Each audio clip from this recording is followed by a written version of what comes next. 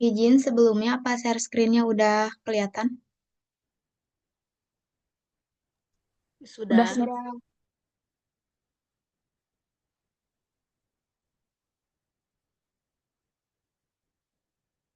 Baik, langsung saja. Assalamualaikum warahmatullahi wabarakatuh. Perkenalkan, kami dari kelompok 2. Pada presentasi kali ini, kami akan mempresentasikan mengenai analisis keuangan dan strategi mitigasi PT Mayora Indah Tbk. Sebelum masuk ke dalam pembahasan, izinkan saya untuk memperkenalkan anggota kelompok kami. Yang pertama di sini ada saya, Rineta Yanda Tania, lalu kedua ada Asmaul Awaliyah, ketiga ada Santi Citra, keempat ada Sapira Putri, dan yang kelima ada Saira Santika. Tanpa berlama-lama, langsung saja kita masuk ke pembahasan yang pertama yang akan disampaikan oleh rekan saya.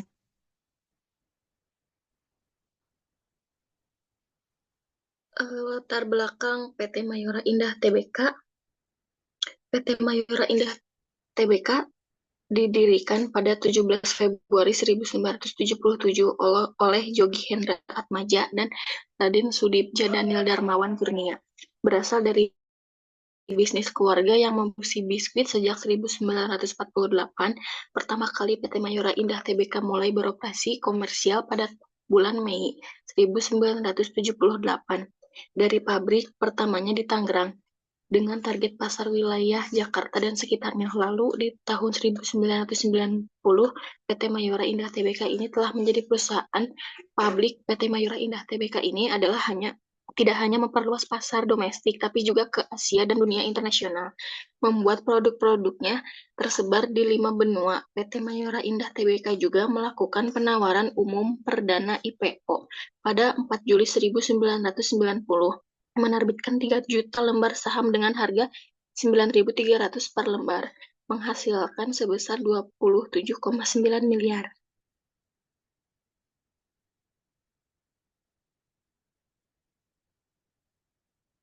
Selanjutnya, perkembangan bisnis PT Mayora Indah Tbk. Sebentar ya, layarnya ada nge-lag.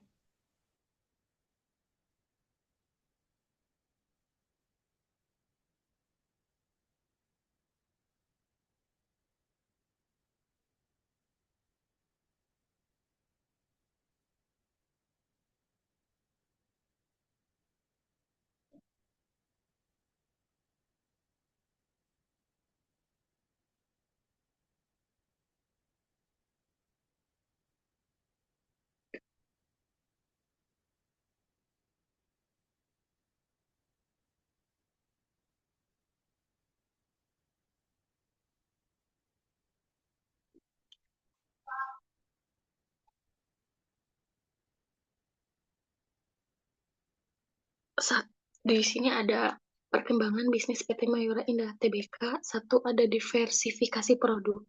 PT Mayora Indah Tbk terus berkembang melalui inovasi dan diversifikasi produk. Perusahaan memproduksi berbagai jenis makanan dan minuman olahan, termasuk biskuit, wafer, coklat, kopi, dan makanan sehat. Dua, ada ekspansi produk. Setelah go public, perusahaan memperluas jangkauan pasarnya ke negara-negara di Asia Tenggara. Dan kemungkinan di seluruh dunia produk-produk Mayora kini tersedia di lebih dari 100 negara. Yang ketiga, ada pengembangan SDM. PT Mayora Indah Tbk dikenal karena dedikasinya pada pengembangan sumber daya manusia dan penanaman nilai-nilai budaya yang sangat kuat. Solidaritas dan loyalitas pekerja menjadi faktor penting dalam menjaga stabilitas dan pertumbuhan perusahaan. Selanjutnya ada tujuan analisis resiko keuangan. Yang ke satu, ada identifikasi resiko, mengidentifikasi berbagai jenis resiko keuangan yang dihadapi perusahaan, termasuk resiko pasar, resiko kredit, resiko likuiditas, dan resiko operasional. Yang kedua, ada pengembangan strategi untuk mengelola dan memitigasi resiko yang teridentifikasi, termasuk penggunaan instrumen keuangan derivatif, diverifikasi portofolio, dan pengaturan kebijakan internal yang ketat. Tiga, ada perencanaan jangka panjang, membantu dalam perencanaan keuangan jangka panjang dengan mempertimbangkan risiko yang memungkinkan mempengaruhi proyeksi pendapatan dan pengeluaran. kemungkinan perusahaan untuk membuat keputusan investasi yang lebih.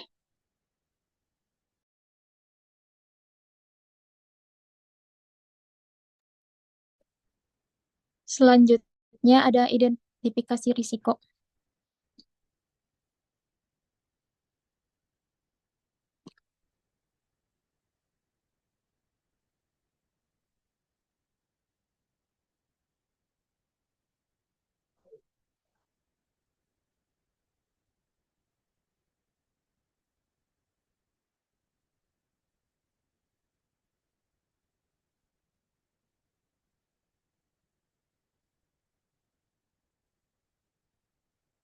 Error bukan? Udah berubah belum slide-nya? Di sini udah resiko pasar.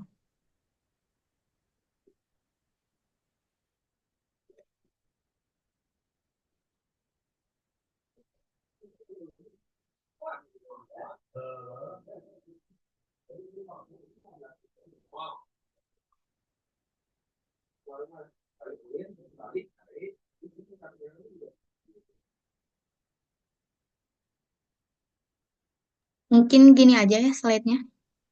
Error kalau kayak tadi. Udah kelihatan belum? Hmm?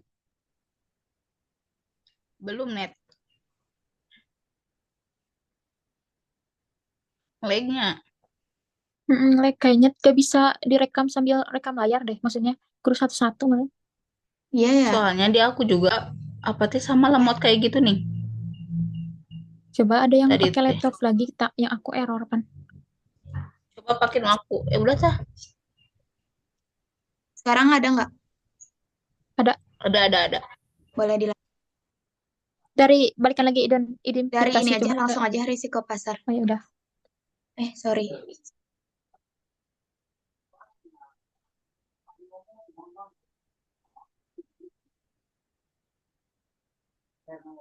Mulai. Bentar. Sok. Ada risiko pasar. Yang pertama ada fluktuasi harga bahan baku. PT Mayora Indah Tbk sangat bergantung pada harga bahan baku seperti gula, tepung, dan bahan baku lainnya. Fluktuasi harga dapat mempengaruhi biaya produksi dan margin keuntungan. Yang kedua ada perubahan suku bunga. Perubahan suku bunga dapat mempengaruhi biaya pinjaman perusahaan yang pada gilirannya dapat berdampak pada profitabilitas dan arus kas.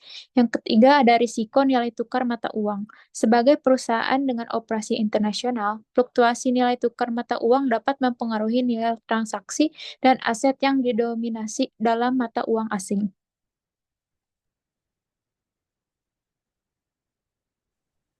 Bentar ya. Lalu ada risiko kredit. Risiko kredit timbul dari kemungkinan pelanggan atau pihak lawan tidak dapat memenuhi kewajiban kontraktual mereka. PT Mayora Indah Tbk beroperasi dengan banyak pelanggan, termasuk pengecer dan distributor, yang dapat menimbulkan risiko kredit.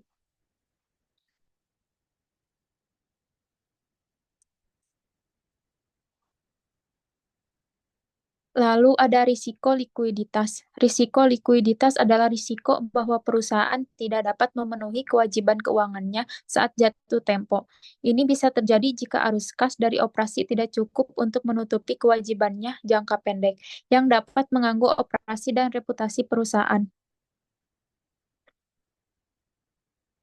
Yang terakhir ada risiko operasional.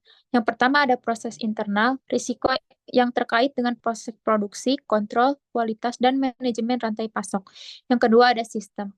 Risiko yang mungkin timbul dari kegagalan sistem teknologi, informasi, atau keamanan data. Yang ketiga, sumber daya manusia. Risiko yang terkait dengan kesalahan manusia, keahlian, dan manajemen tenaga kerja. Yang keempat ada faktor eksternal, yaitu risiko yang bergaul dari bencana alam, perubahan regulasi, atau gangguan pasokan. Selanjutnya akan dijelaskan oleh rekan saya.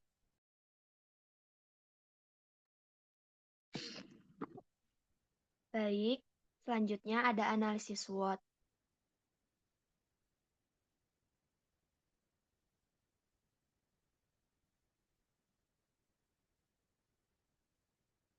Yaitu Udah berubah belum ya? strength, weakness, opportunities, dan threat.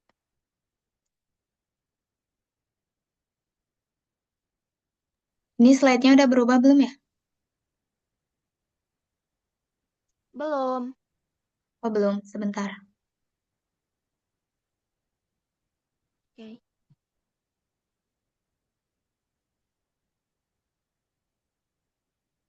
Kalau sekarang,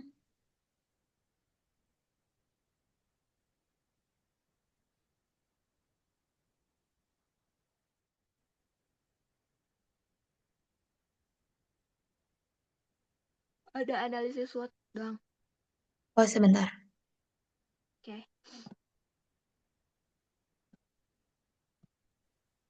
Barusan udah net. Oh, emang ya? Bentar.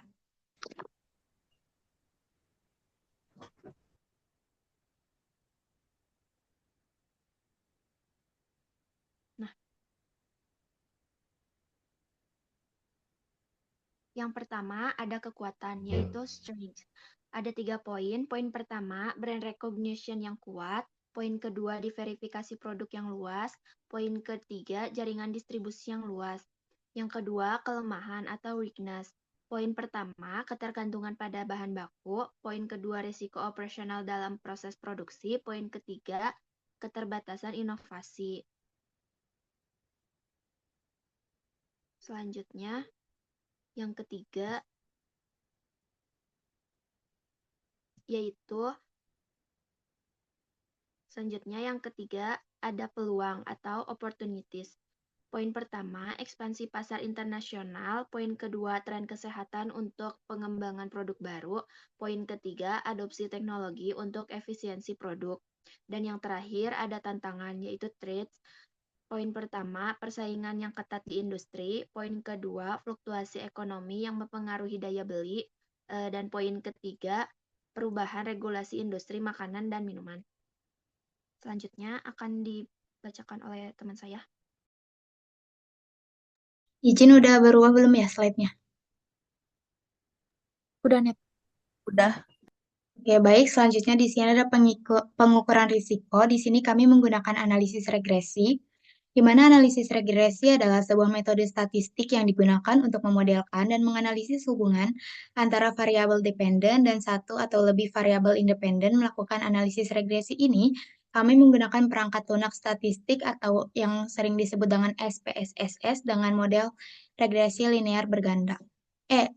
Model regresi linear sederhana. Selanjutnya di sini kami cantumkan tabel 5 tahun terakhir dari laporan keuangan PT Mayorna Indah Tbk, di mana dari hasil perhitungan di samping menjelaskan besarnya nilai korelasi atau hubungan R yaitu sebesar 0,728 dan dari output tersebut diperoleh koefisien determinasi atau R-square-nya sebesar 0,530 yang mengandung pengertian bahwa pengaruh variabel bebas atau laba bersih terhadap variabel terikat atau total aset adalah sebesar 53,0%. Lanjut, di sini ada skenario analisis, di mana pada tahun 2019 sampai 2020, PT Mayorna Indah Tbk ini mengalami fase stabilitas, di mana kondisi aset pada tahun 2019 sebesar 19,03 triliun, dan pada tahun 2020 sebesar 19,77 triliun, di mana ini menandakan bahwa menunjukkan pertumbuhan aset yang stabil dan terukur. Lalu pada kondisi labanya tahun 2019 sebesar 2,5 triliun dan pada tahun 2020 turun sebesar 2,5% menjadi 2 triliun, di mana profitabilitas ini terjaga dengan baik.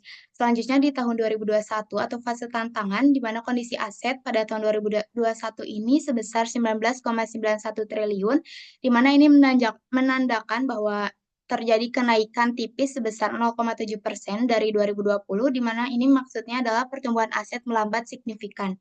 Dan kondisi labanya pada tahun 2021 itu sebesar 1,21 triliun, di mana pada tahun ini mengalami penurunan sebesar 31,5% dari tahun 2020, di mana ini menunjukkan bahwa penurunan laba yang sangat signifikan. Selanjutnya di sini pada tahun 2022 ada fase pemulihan di mana kondisi aset pada tahun 2022 ini sebesar 22,27 triliun, di mana ini menandakan bahwa naik sebesar 11,8% dari 2021, Ini menandakan bahwa pertumbuhan aset mulai agresi dan kondisi labanya yaitu pada tahun 2022 1,97 triliun di mana mengalami penaikan sebesar 62,7% dari 2021 di mana ini menandakan bahwa pemulihan laba yang signifikan.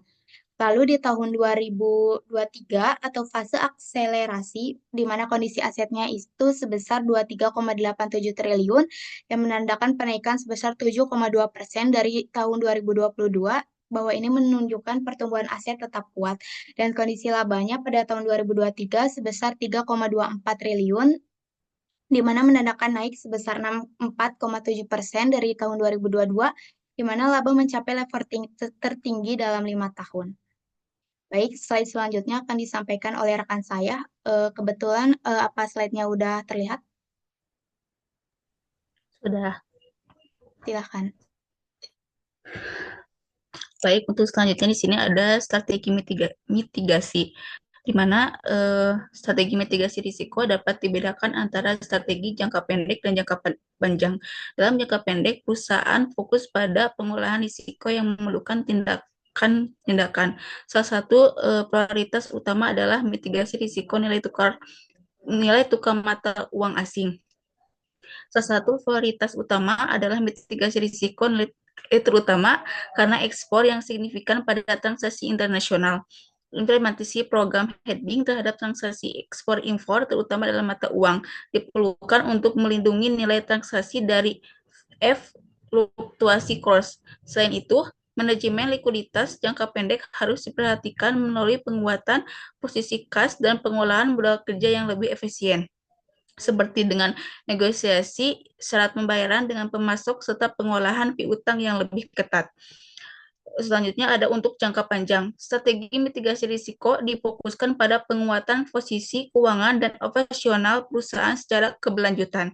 Salah satu langkah yang dapat diambil adalah diversifikasi sumber pendanaan untuk mengurangi ketergantungan terhadap satu jenis pembiayaan. Selain itu, penetapan batas maksimum leverage dan pengembangan program hedging terhadap risiko suku bunga dan mata uang harus dilakukan untuk menjaga stabilitas keuangan.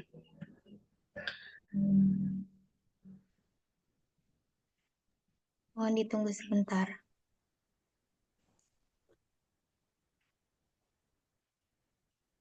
Apa sudah terlihat? Baik, selanjutnya sudah. Kan. Selanjutnya di sini ada rekomendasi. Pertama ada manajemen risiko pasar, di mana instrumen keuangan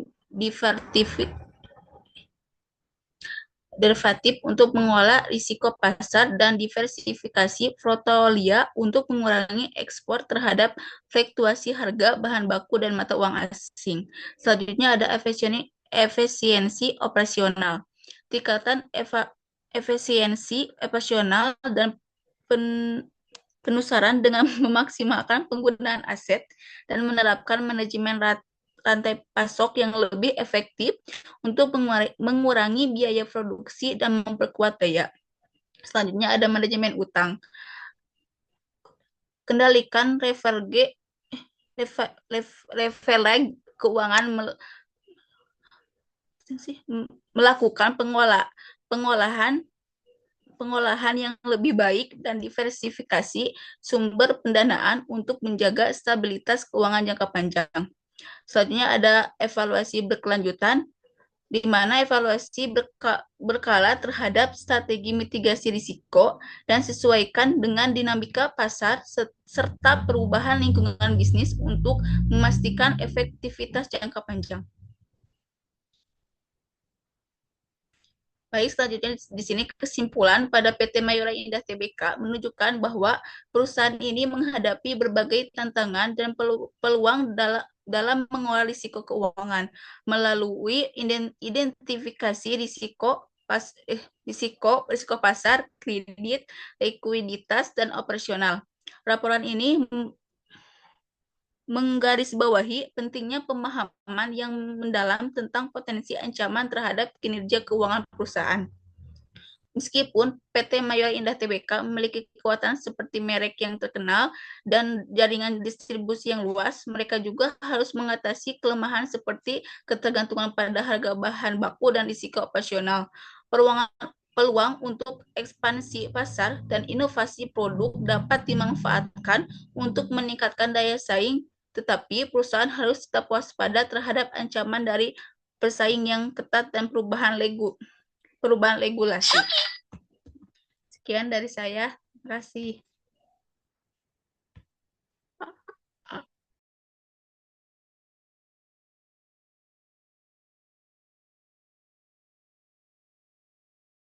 Sebentar ya, mohon izin. Malek.